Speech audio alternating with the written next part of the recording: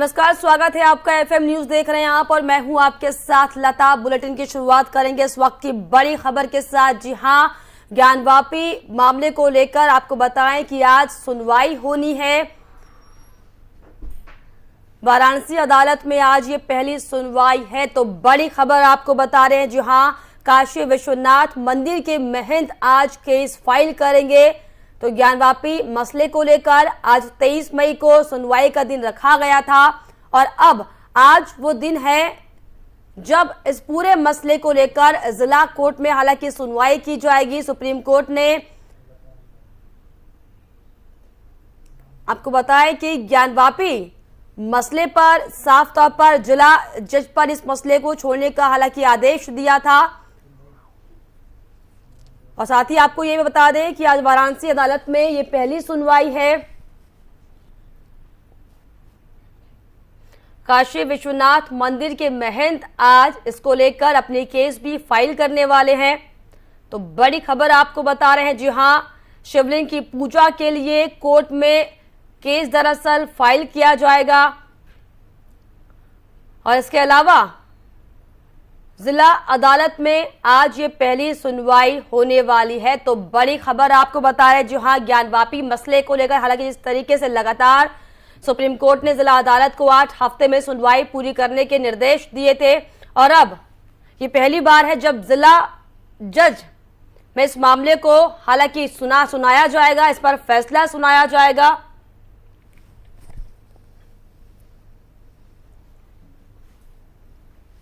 और इस पर खास जानकारी के लिए वाराणसी से हमारे सहयोगी राम सुंदर जुड़ गए। राम सुंदर, जिस तरीके से आज वाराणसी कोर्ट में इसको लेकर फैसला सुनाया जाएगा, क्या कुछ लग रहा है कि वाराणसी जो कोर्ट है जिसमें यह फैसला होने वाला है, क्या कुछ अहम बातें इससे निकल कर आएंगी?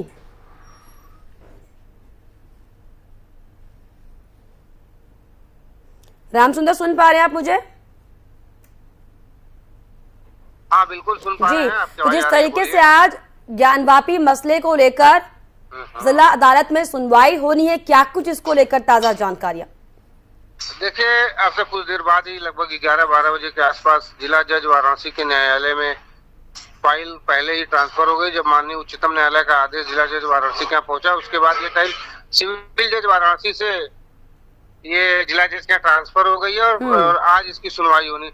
देखिए, आज दोनों पक्षों के लिए काफी महत्वपूर्ण दिन है क्योंकि उच्चतम न्यायालय ने जो सबसे महत्वपूर्ण आदेश दिया है उसमें यह दिया है कि यह जो रिट दाखिल की गई है क्या यह मेंटेनेबल है कि नहीं है। तो आज की जो सुनवाई है वो काफी महत्वपूर्ण है क्योंकि जिस रिट के सहारे इतनी बड़ी मुद्दा उठा है उस रिट की मेंटेनेबिलिटी पर सवाल उठा है। तो क्या लग रहा है आज कुछ निकलकर सामने आ पाएगा, कोई फैसला निकलकर सामने आ पाएगा इसको लेकर? हालांकि लंबे समय से इस पर विवाद चल रहा है दोनों पक्षों की ओर से। लता, आपको बता दें कि ये बहुत जल्दीबाजी होगा कहना कि इसमें कोई ठोस परिणाम है, लेकिन आज का दिन बहुत महत्वपूर्ण है। अगर जिला जज वाराणसी इस मेंटेनेबल वाले एप्लीकेशन को मुस्लिम पक्ष का जो यह किया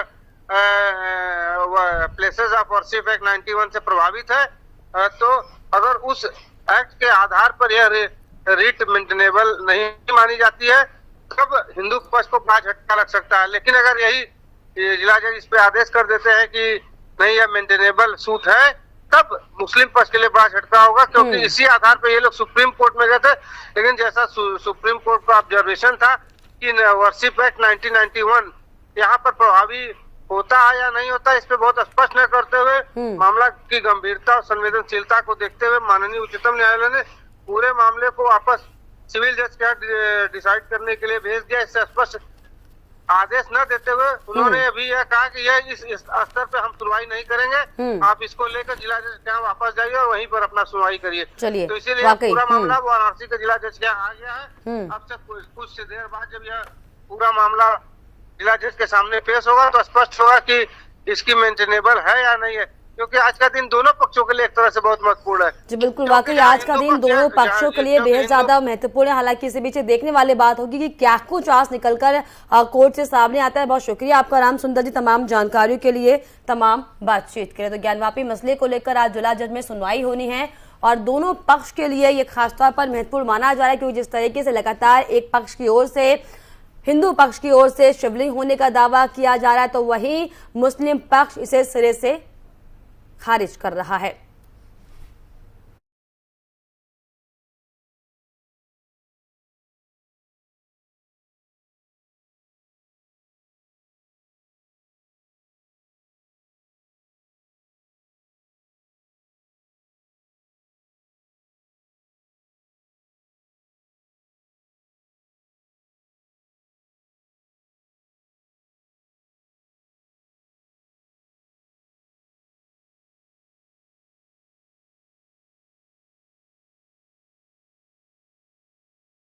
आगे बढ़ेंगे एक और बड़ी खबर की ओर, जहां जापान दौरे पर पीएम नरेंद्र मोदी। जापान के 2 दिवसीय दौरे पर हैं पीएम मोदी। जहां टोक्यो पहुंचते ही पीएम नरेंद्र मोदी का भव्य स्वागत किया गया।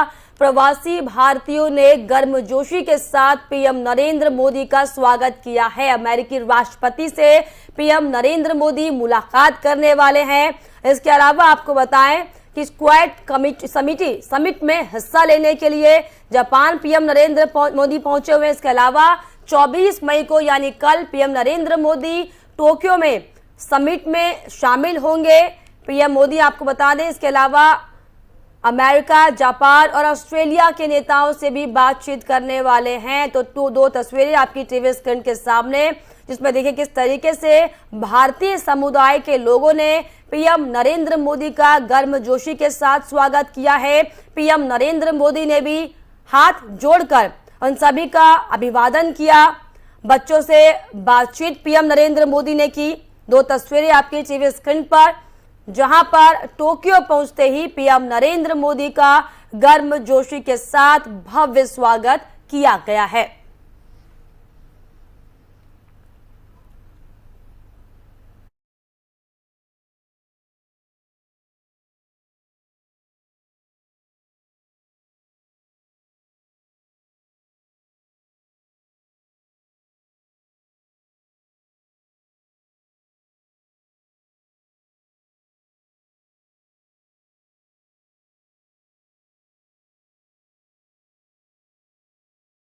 चलिए आगे बढ़ेंगे। दिल्ली एनसीआर में आज सुबह से ही आसमान में काले घने बादल छाए हुए हैं। साथ ही साथ गरज और चमक के साथ बारिश भी हो रही है। इसके अलावा तेज हवाएं चल रही हैं। कई हिस्सों में सड़कों पर पेड़ भी गिरे हैं। ऐसे मौसम में आपको बताएं कि मौसम सुहावना हो गया है। और इसी बीच भारतीय मौसम विज्ञान विभाग यानी कि आईएमडी ने अगले 2 घंटे के दौरान दिल्ली एनसीआर और आसपास के इलाकों में 50 से 90 किलोमीटर प्रति घंटे की रफ्तार से तेज हवाएं और धूल भरी आंधी चलने की भी संभावना जताई है। इसके अलावा आपको बताएं कि हल्की से मध्यम तीव्रता वाली बारिश का भी अनुमान जताया गया है। तो मौसम विभाग के अनुसार हालांकि बारिश की संभावना जताई गई थी और अब झमाझम बारिश एनसीआर के कई इलाकों में हो रही है, जिसने साफ तौर पर जो भीषण गर्मी लगातार बढ़ती जा रही थी, इससे लोगों को राहत दी है।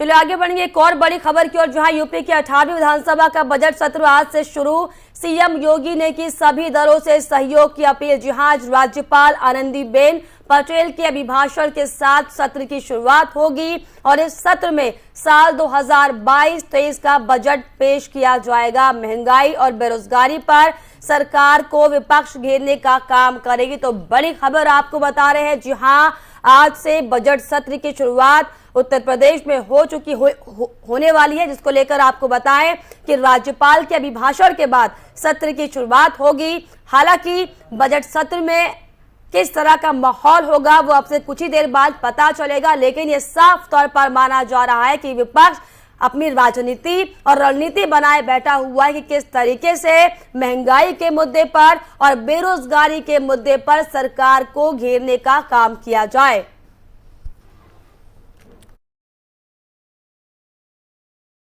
और इस पर खास जानकारी के लिए हमारे संवाददाता लखनऊ से नितिन अवस्थी जुड़ गए। नितिन, जिस तरीके से आज से बजट सत्र की शुरुआत होने वाली है, क्या कुछ खास जानकारी इसको लेकर? बिल्कुल नेता जी, आपको बताना चाहूंगा कि यूपी बजट सत्र, विधानसभा बजट सत्र आज से राज्यपाल के अभिभाषण से होगा शुरुआत। हंगामा होने के पूरे आसार लग रहे हैं, क्योंकि कल जिस तरह से सपा कार्यालय में बैठक की गई थी, तो ये इसी को देखते हुए की गई थी कि विपक्ष तौर में कहीं ना कहीं सरकार को घेरा जाए। उत्तर प्रदेश विधानमंडल का बजट सत्र यानी सोमवार यानी आज से शुरू हो रहा है। वर्ष 2022 के साथ ही 18वीं विधानसभा का भी पहला बजट सत्र होगा। इस सत्र में राज्य सरकार वित्तीय वर्ष 2022-23 का बजट पारित कराएगी और सत्र की शुरुआत राज्यपाल आनंदीबेन पटेल के अभिभाषण से शुरू होगी। बजट सत्र इस मायने से खास होगा कि इस बार इसमें पहली बार विधान कार्य प्रणाली होगी और नेशनल एप्लीकेशन के तहत संचालित होगी और विपक्ष भी सदन में सरकार को घेरने में तैयार हो चुका है। इस लिहाजा से सत्र दौरान हंगामा होने के आसार लग रहे हैं। और आपको बताना चाहूंगा कि 11 बजे विधानसभा मंडप में विधान परिषद और विधानसभा सदस्यों की संयुक्त बैठक के समक्ष राज्यपाल आनंदीबेन पटेल का अभिभाषण शुरू होगा। बिल्कुल, वाकई आज का जो बजट सत्र है वो कई मायनों में स्पेशल होने वाला है, क्योंकि जिस तरीके से ई विधानसभा की शुरुआत हो चुकी है और जिस तरीके से विपक्ष लगातार रणनीति बना रहा है कि किस तरीके से चाहे मुद्दा महंगाई का हो, बेरोजगारी का, उसको लेकर सरकार को घेरने का काम किया जाएगा, तो किस तरीके से सरकार इस पर अपना बचाव करेगी, क्योंकि बिजली संकट का मसला लगातार चरम पर है, महंगाई दिन प्रतिदिन बढ़ती जा रही है। बिल्कुल, आपको बताना चाहूंगा कि 26 मई को सरकार दोनों सदनों में वित्तीय वर्ष 2022-23 का बजट पेश करेगी। योगी सरकार के दूसरे कार्यकाल का यह पहला बजट होगा। विधानमंडल के पिछले सत्र के बाद यह लाए गए 4 अध्यादेश के प्रति स्थानीय विधायकों को भी सरकार बजट सत्र में पारित कराएगी। इनमें भारत खंडे राज्य संस्कृति विश्वविद्यालय अध्यादेश 2022, उत्तर प्रदेश राज्य विश्वविद्यालय संशोधन अध्यादेश 2022, उत्तर प्रदेश औद्योगिक क्षेत्र विकास संशोधन अध्यादेश 2022, उत्तर प्रदेश निजी विश्वविद्यालय संशोधन अध्यादेश 2022 शामिल है। आपको बताना चाहूंगा योगी सरकार के पहले व दूसरे कार्यकाल में यह पहला मौका है जब विधानसभा के साथ विधान परिषद भी सत्ता पक्ष का बहुमत है। वही आपको बताना चाहूंगा ऐसे में ये देखने वाली बात होगी नितिन की आज कितना हंगामा विधानसभा में होता है और किस तरीके से जो आरोप प्रत्यारोप का दौर चलने वाला है उसमें सरकार और सरकार के मंत्री किस तरीके से अपना बचाव कर पाते हैं। बहुत शुक्रिया आपका नितिन, तमाम जानकारियों के लिए, तमाम बातचीत के लिए।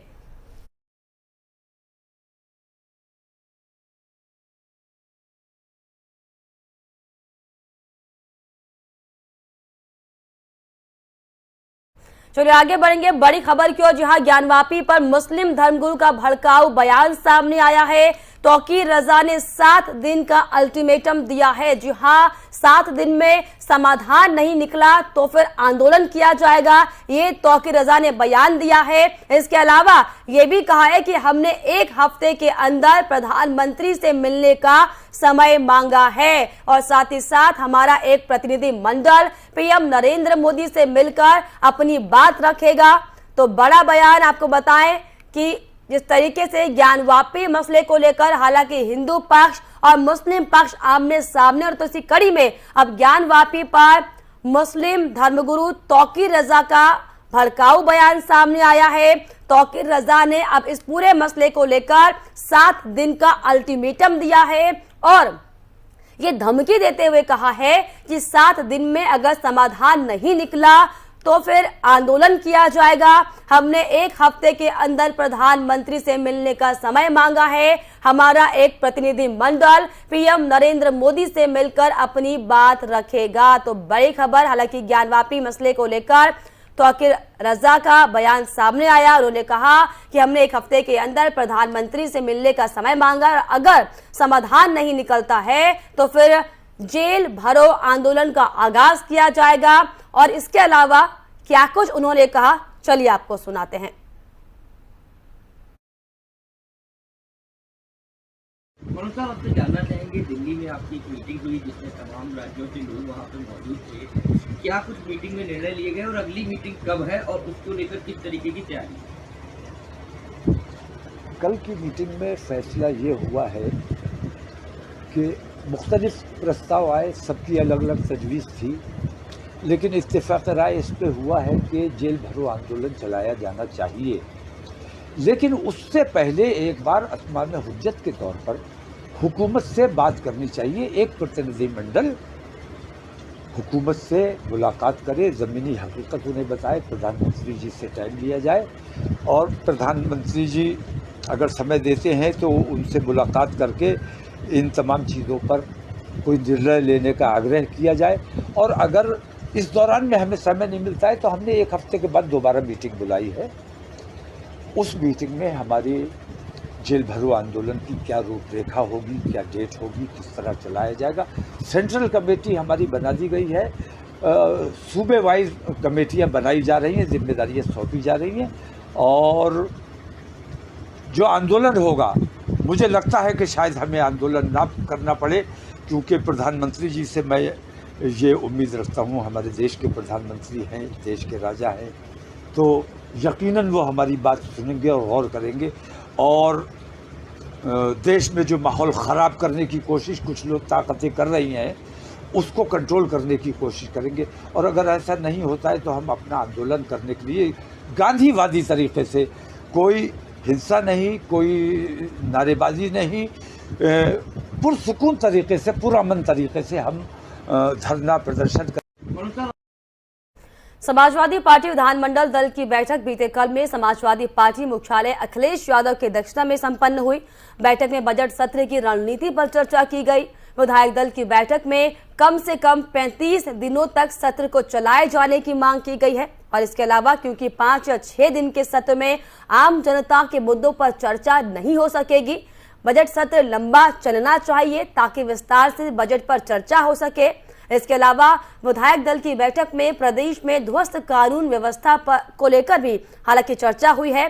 साथ ही साथ प्रदेश दुष्कर्म की बढ़ती घटनाओं, फर्जी एनकाउंटर और हिरासत में मौतों के अलावा बेलगाम महंगाई, राशन कार्डों की वापसी, किसान सम्मान राशि की वसूली, बढ़ते विद्युत संकट, स्वास्थ्य शिक्षा क्षेत्र की बदहाली, गेहूं खरीद घोटाला, भर्ती में घोटाला और बेरोजगारी, इसके अलावा राज्य में भय के वातावरण पर विशेष चर्चा करने का निर्णय लिया गया है।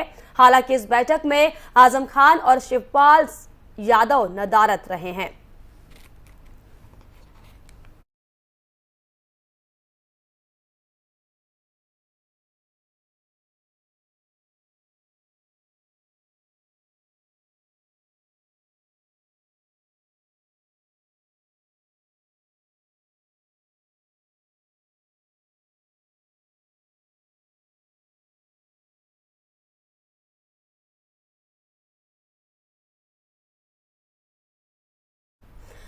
समाजवादी पार्टी के स्थानीय सांसद डॉक्टर शफीकुर रहमान बर्क ने दावा किया है कि वाराणसी की ज्ञानवापी मस्जिद में कोई शिवलिंग नहीं है। सभी बुद्धिजीवियों और विपक्षी दलों से इसकी प्रभावी जांच के लिए आगे आने को कहा। सांसद बर्क ने कहा कि बाबरी मस्जिद हमसे छीन ली गई और इसकी जगह राम मंदिर बना दिया गया। ये नाइंसाफी कम नहीं थी, लेकिन अब ज्ञानवापी मस्जिद का मामला सामने आया है। सांसद ने सवाल किया है कि मुसलमान कोई अपनी मस्जिद बनाएगा तो गैर इस्लामिक काम क्यों करेगा। उन्होंने कहा कि इस्लाम मूर्ति पूजा के खिलाफ है। यहाँ तक हुक्म है कि हम मस्जिद को जबरदस्ती किसी की जमीन पर कब्जा कर नहीं बना सकते। ज्ञानवापी मस्जिद की हौज में शिवलिंग होने का झूठा प्रचार किया जा रहा है। इसके अलावा सांसद ने यह भी कहा कि इस नफरत की आग को नहीं बुझाया गया तो मुल्क झुलस जाएगा। उन्होंने सभी लोगों से, चाहे वे हिंदू हो या फिर मुस्लिम या अन्य विपक्षी दलों से संबंधित हो, इस गलत और नापाक प्रचार को रोकने का आह्वान किया। इसके अलावा उन्होंने कहा कि ये आवश्यक है क्योंकि मुसलमानों की हर मस्जिद और पवित्र स्थान को संदेह की नजर से देखा जा रहा है।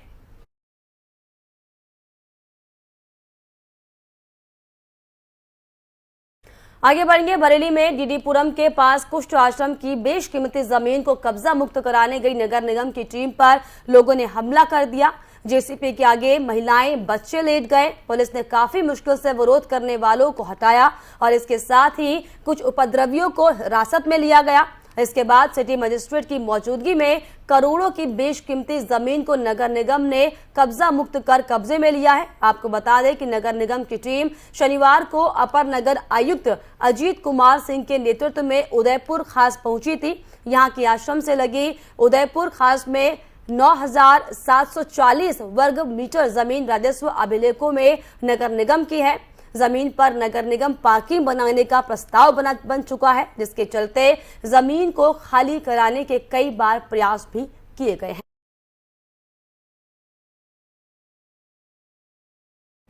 और इसी के साथ इस बुलेटिन में फिलहाल इतना ही। देश और दुनिया की तमाम छोटी बड़ी खबरों के लिए आप देखते रहिए FM न्यूज। नमस्कार।